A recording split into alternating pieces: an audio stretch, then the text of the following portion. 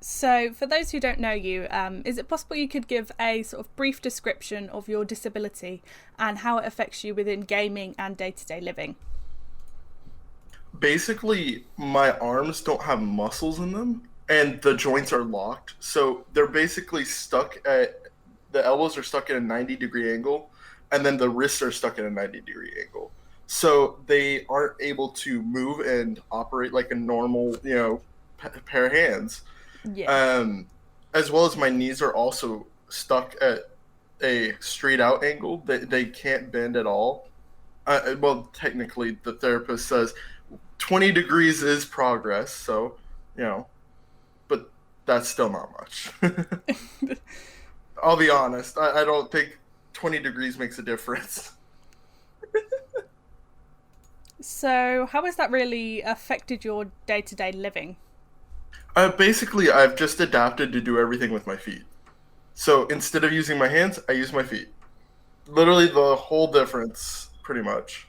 So, how does all using your feet translate into gaming? Basically, I just have. I played video games since therapy when I was 2 years old. They taught me how to write and stuff like that through video games because I would use my feet to play the video games, and I learned hand-eye coordination. Well, foot-eye coordination, rather. Uh, You should definitely trademark that. I really should, honestly. So, you said that you got into gaming around when you were 2 years old, which is amazing. So, how did that element of learning with your feet and doing gaming translate into what you're doing today? Basically, somebody didn't believe me that I played with my feet, and that's why I do what I do today, which is streaming. It's because they didn't believe me, so I was like, I'll turn on a foot cam. I'll show you I play with my feet, and I'm still beating you. And then they were like, oh, I should just uninstall the game. What games do you enjoy playing the most? Like, do you have a favourite one at the moment? Or Overwatch right now. cool. I'll say Yep. Overwatch right now is my favorite. Although, Overwatch is a very frustrating game. Outside of streaming, I play mainly just sports games. What sports games do you play? Like your NHLs, Maddens, FIFA? More of MLB because Nice. I'm a huge baseball fan. Baseball is literally my favorite sport. That's awesome. And, I can't play baseball. I might as well play the game. Yeah, definitely. It's close enough. Yeah. Have you got any favourite characters in the games that you play? For Overwatch, I am a Reinhardt one trick. At least on my main account. On my main account, I'm a Ryan one trick. On my off account, I play everything. Literally everything. I'm bad at everything, but I saw in the mini doc that you did with PC Gamer that you were playing Echo. oh yeah. Now I've actually added Echo to my like normal hero pool now because I realized I may play in gold on DPS, but I can transform into a Masters Reinhardt player, Yeah. and that's a little unfair. So I've been involved with Overwatch since release, basically, and I've been doing bits with Mercy. I've been doing loads and loads and loads of different bits, and Overwatch has really sort of been my main game, so I can really see that it's nice that so many other people enjoy it still as well, like even though it's almost 5 years old. Wow. I started. I started about a year after release, and I started on PS4, and I was 800 SR. And when I went to PC, I placed plat, and I've steadily climbed all the way to masters. Yeah, that's good. Yeah. I'll have you know, I've beaten the Rhine bot. The Rhine 1v1 bot. I've beaten that. So when did you start to adapt to and start to begin to excel within gaming? I would say when I was really young, I started excelling at gaming, whether it was, playing racing games by myself or playing sports against my friends. I used to get, like, my friends really angry because I would run the score up on them on sports games. Nice. 212 is the cap on Madden. You can't go higher than that. Found that out against my friends. That they weren't very good. I was okay at the game, but they weren't very good. So that's just to rile up my friends so they'll play Madden with me again. Because they stopped. They stopped after like 2 years of playing. They were like, okay, we're not playing those with you anymore. Let's play COD. And then I was awful at COD. Oh, that's not fair on you. Yeah, the only reason they want to play. Yeah, they're like, let's play COD. I'm great at COD. And I'm like, controller just don't like my feet. That's why I'm better on mouse and keyboard for FPS games. Yeah. I've just excelled as far as FPS with my feet on PC, but on console I just couldn't do anything. I don't know. It was just weird. Yeah. So, as well as this, I saw in the mini doc that you enjoy cooking. Yes, I love cooking. So, what's sort of your favourite or the most interesting dish that you make when you are cooking? I don't normally cook all that often unless it's a cooking stream. And when I'm doing cooking streams, I'm trying something new.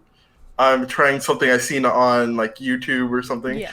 And I'm just like, okay, let's do this and see if it's any good. And then it always seems to turn out good. Yeah, that's cool. Earlier on, you mentioned that you got into streaming to essentially show off to your friends, basically. Do you mind expanding a bit more on that and how it got started? This wasn't towards a friend in particular. It was towards a random person online who basically I absolutely creamed them in MLB. It was like 20-something to 0. And he started sending me messages, like cussing me out, not realizing I was like 15, 16. And my mom came in the room and seen the messages and messaged him. He's playing with his feet. You got your ass whooped by a kid playing with his feet. You're a grown man talking like this to a child. And I was like, I might as well show off and embarrass him that much more. So I ended up streaming every time we played together because he ended up wanting me to beat his friends for him. Like, I would beat his friends online. So you got them all lined up. And show off.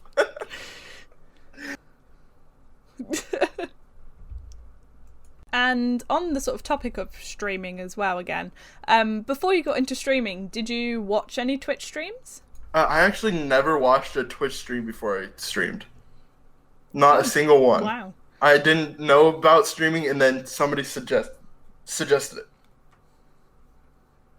And so I'm guessing you watch some now. Yes, tons. That's all I do is play games and watch Twitch. That's fair enough. That and wrestling. Like, that's about 3 things I do. That's a good way to spend your time. So I can already sort of guess the answer to this question, but what sort of reaction have you had from people online and your sort of Twitch community with you being a disabled gamer? Everybody, for the most part, is amazed. There's been a couple weird reactions, but other than that, it's been very supportive. It's been quite incredible, honestly. I never expected something like that. It's just like a unique experience to see people come in and say I inspire them, but like I'm inspired by all these other disabled gamers or regular gamers, normal gamers. Although technically, what's normal? This one, it's more of quite a broad question. But how do you think the disabled community is represented within the gaming and esports industries? I feel like they aren't represented as far as like on a professional level, but they are represented by like content creators and streamers very well. If you look at like Rocky No Hands, he's on Luminosity Gaming, which is pretty cool. I've seen quite a few different disabled gamers, and it's incredible the streams they have, and it's pretty amazing how they've cultivated their communities. Yeah, 100%. Like, in the UK, there's a few sort of special educational needs schools that are taking a step into esports, especially within the UK scene. So a few weeks ago, actually, a few students from a place called the National Star College, a few of their disabled students competed in a FIFA tournament. And they used adaptive equipment, and they were able to actually compete, which was really, really good to see. Yeah, but that is cool that they were able to compete in the FIFA tournament. That's amazing. So something I'm actually working on at the moment, with work, and hopefully aim to complete more in the future, is just breaking the stigma around disabled gamers. Right. And Okay. there's so many people who are getting quite successful in the industry, like regardless of their disabilities. And take people like you, for example, who are just have your disabilities, but you've found ways to make it work and make it work with what you want to do. Right. Of course not, because it's just part of human nature to find a way. I mean, you're always going to figure out how to do what you want to do. No matter what it is, you will figure it out eventually. It may take you a while, but you'll figure it out. That's just a really good mentality to have. I mean, when it comes to things like cooking, it took a while, but I figured it out, and now I do it every week. So you've touched on it briefly, but what sort of things would you like to see put in place within the industry to make it more inclusive? That's a tough one because I almost feel like there's not really anything the industry can do other than be accepting. It has to be up to the person themselves to earn their way into the industry. Like, they shouldn't be just included because, of their disability. They should be included because they're amazing, which is the case for most people that are trying to get into the industry anyways. They're usually pretty amazing people from what I've noticed. They're already talented enough. They just need to dedicate themselves and they'll get there. Acceptance is a big one, really, because I've seen a few instances of people being sort of denied entry to tournaments just because they're going in with adaptive equipment. So as you probably know, like in general tournament rules, like you're not supposed to use modified equipment, modified controllers, just as a fairness point of view. But people started raising issues about it just because they are using that adaptive equipment to be able to play the game just as normally as anyone else, and to be able to actually play the game at all.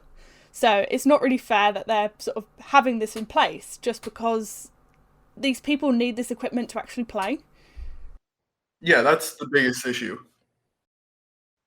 Counterpoint, everybody should be able to use adaptive equipment. Hey, if they want to play with their feet, let them. I mean, it would make for some interesting games and matches. You just go, hey, if you want to use adaptive equipment, go ahead. See if it gives you an advantage. Doubt it will. Yeah.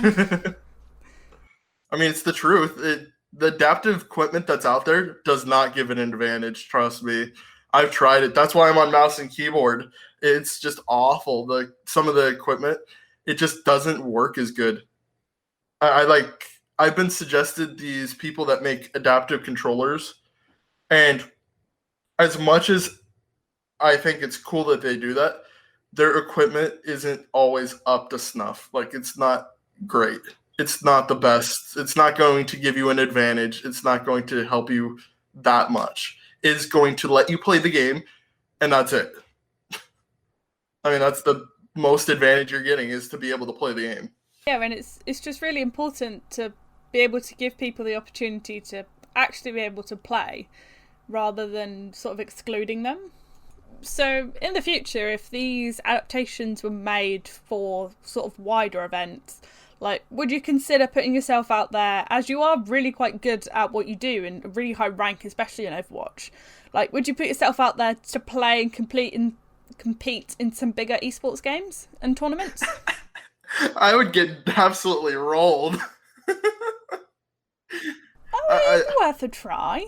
I've gotten rolled by like tier 4 Overwatch pros, which is like masters players that try to do like pro play. Those people still roll me because they just have the coaching that I don't. Yeah, I get you, but if you were like given an invite to join a team, like would you take it up? Yeah, I think it'd be fun. It'd be hilarious too. Not throwing you into like It- Overwatch League level straight away, but oh, start off a definitely bit not. smaller. But to be fair, Overwatch League level is different than GM level, and then GM level is different than Masters.